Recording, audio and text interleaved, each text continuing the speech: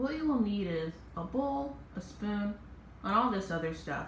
Preheat your oven to 400 degrees Fahrenheit. What's that in Celsius? I don't know, go figure it out. If my father taught me anything about cooking, it's don't measure. Ever.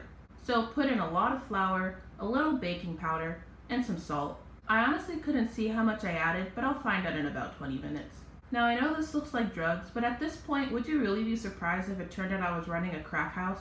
Now, you're supposed to use a whisk, but I didn't feel like getting up, so I'm taking my chances of having a lopsided, not puffy crust if it means I get to keep on keeping on with my laziness. Forgot this in my script, but you eyeball in some oil and water, but just make sure you use significantly more water than oil. At some point, your dough should look like this.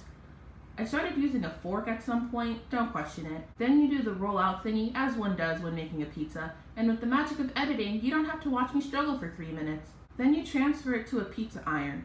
Or if you're an average American like me and don't own one, a simple metal tray will suffice. I then realized we were out of clean spoons, so I decided to use a knife to spread out the sauce.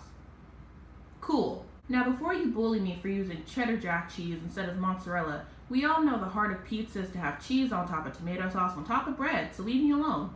I also already made 2 other pizzas this week, and it's not shopping day, so I can't get any more mozzarella for the time being. Then the pizza somehow ends up in the oven.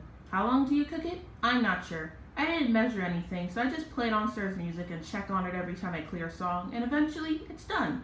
Now you have a litty pizza. Consume. Too much salt. Not really. I just added that because I thought it'd be funny.